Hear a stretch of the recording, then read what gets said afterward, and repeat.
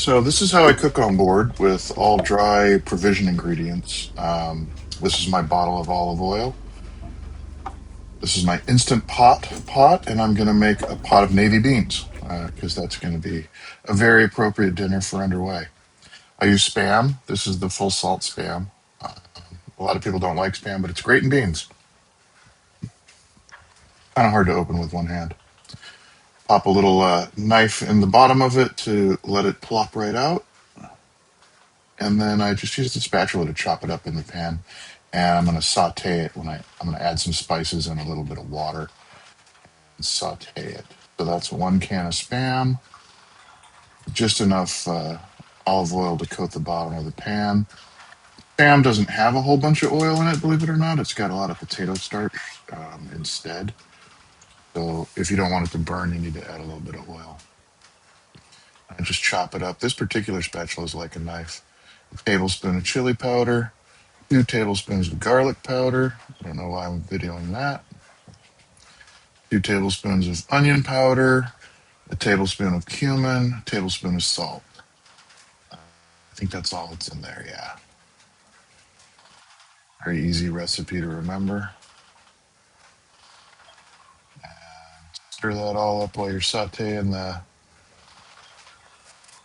meat, and it lets the water lets the spices kind of bloom a little bit, and it obviously prevents the dry spice from burning while you're sauteing it. And then I add 6 cups of water.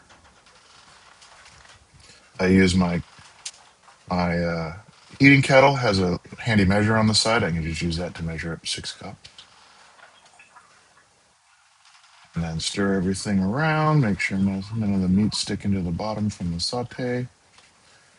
And I take my beans, which I've already rinsed in that bowl, and just dump them right in there. That's 1 pound of navy beans. You can use Great Northern, you could use pinto beans.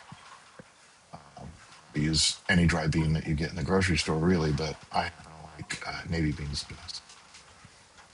So then the Instant Pot lid goes on.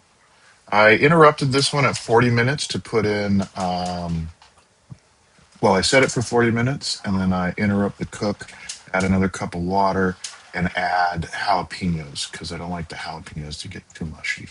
And then do another 40 minutes. You could probably do it all in 90 minutes. These are unsoaked beans, by the way, so the pressure cooker takes care of the soak for you. And it cooks them so thoroughly that it gets rid of a lot of things that make you gassy.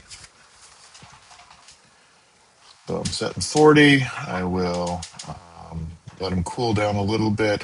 I only let them cool for like 10 minutes before I interrupt the steam. These beans don't really burst and get mushy the way that pinos do, so that seems to work just fine. But the key thing here is that I'm doing this all in just the Instant Pot by a whole lot else has to happen. I've already released the steam, but it sealed back up. And this is what they come out looking like about 90 minutes later. Um, I think it's really delicious, but I like beans, so this batch is one of my best batches ever. I make beans at home all the time. This one just turned out really super well. So the way I keep it, since I'm not running a refrigerator, is the boat has both a generator and an inverter, and I can run either or neither or both, or I can run shore power if I'm in a slip somewhere. While I'm cooking, I run the generator. It's just a good time to charge the batteries up. And the Instant Pot does take about 1,000 watts, which would be a heavy load for the inverter, but is nothing for the generator. So I run the generator while I'm cooking. That does double duty of running the Instant Pot and charging the batteries. And when the cook is done, I just cut back over to the inverter. And to keep the beans, because it's a whole pot, I cook a pound at a time. The ratio's all